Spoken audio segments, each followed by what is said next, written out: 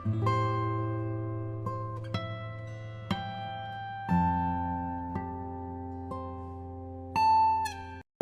অনেক বন্ধুরা কমেন্ট করে বললো যে তোমরা হোমিওপ্যাথি ওষুধ খাও না, একবারে অপারেশন করে নাও, নাহলে এই পাথর কোনোদিনও জীবনে ভালো হবে না। আর নানান কথা শুনে আমরা মনে করছি না আর একবার পরীক্ষা করে দেখা যাক, পাথরটা কেমন খারাপ হয়ে যাচ্ছে, আরো দিনকার দিন শরীর খারাপ হয়ে যাচ্ছে, বিছানায় পড়ে যাচ্ছে, কাজ করতে পারছে না, খেতে পারছে না, শুতে পারছে না, এরকম।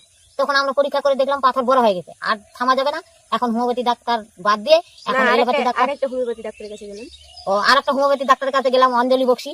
অঞ্জলি বক্সি দেখে বললো যে এই পাথর অপারেশন করতেই হবে, আমি বের করতে পারবো না, কেননা বেশি হয়ে গেছে পাথর, ফুলে গেছে আর বড় হয়ে গেছে পাথর, ওই জন্য চারিধারে লাগে আছে পাথরগুলো, বলে হবে না, এটা বের করা যাবে না, তোমরা অপারেশন করে নাও।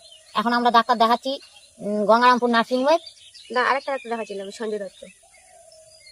সঞ্জয় দত্ত একটা ডাক্তার দেখাচ্ছিলাম, সঞ্জয় দত্তই বললো যে অপারেশন করে নাও, অপারেশন করলে ভালো হয়ে যাবে। এখন নার্সিংহোমে ওই ডাক্তারটা আবার হয়েছিল, ওই ডাক্তারটা অপারেশন করছে, আবার পেটটা বের করে আমাকে আবার দেখালো। আচ্ছা যাই হোক, দেখায় সাহস টাহস দিয়েছে। এখন আমরা করছি যে না হবে না আর। এখন ডাক্তারবাবু রক্ত দিতে চাইছে, কালকে আজকে যাবে নার্সিংহোমে ভর্তি হবে। শিলিগুড়ির ডাক্তার এটা রাজেশ গোয়েল, শিলিগুড়ির ডাক্তার রাজেশ গোয়েল ওই দেখিচ্ছে।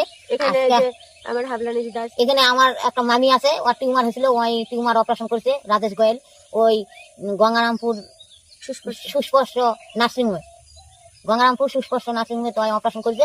ওই জন্য আমরা বলেছি যে ওখানে আমরাও করবো, ওখানে বলে খুব ভালো ডাক্তার, ভালো ভালো আছে, তার মধ্যে সুযোগ সুবিধা ভালো আছে।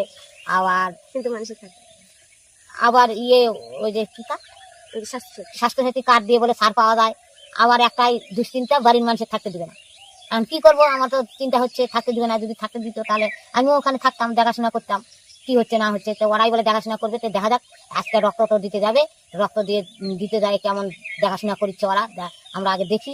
আর রক্তটা আমার প্রথমে যখন পরীক্ষা করি তখন 6.5 ছিল, আর তারপরে যখন পাথর বড় হয়ে গেল তখন রক্ত কমে 6 হয়ে গেছে। এখন রক্ত কমে গেছে, দণ্ডিতও বেশি হচ্ছে, কি হচ্ছে না হচ্ছে। এখন তো রুগী বিছনা পড়ে গেছে, এখন অপারেশন করাই লাগবে। আমরা আজকে ডাক্তারের জন্য প্রথমে বললো কি যে 2 মাস ধরে রক্ত হোক, তারপরে তোর অপারেশন করবো। তখন ভুগা বলছে কি যে ডাক্তারের কাছে ভুগা আবার বললো যে আমাদের রক্ত ম্যানেজ করা আছে, আমরা দেরি করবো না, আর যতদিন ধরে পাথরটা নাকি থাকবে ততদিন আমি খাতে পারবো না, উঠতে পারবো না, বিছানায় পড়েছি, এখন কিছু কাজ করি না, মা করে সব। আর একটুও হাঁটতে পারি না, একটু হাঁটলে পায়ে বের লাগে, মাথা ঘুরে পড়ে যায়, আর বমি হয় প্রতিদিন। হ্যাঁ, খাওয়া যায় না কিছু।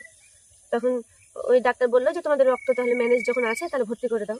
ওই জন্য আজকে যাবো ভর্তি হতে, আজকে মঙ্গলবার, তবে বৃহস্পতিবার ছুটি, তবে শনিবারে আবার ভর্তি নিতে, তখন অপারেশন করবে।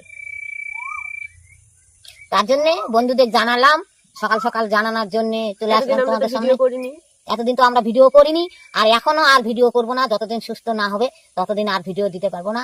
তোমরা সবাই ভালো থাকো, সবাই আশীর্বাদ করো, আলপনা তাড়াতাড়ি ভালো হয়ে আসুক, আমরা যেন আবার ভিডিও দিতে পারি।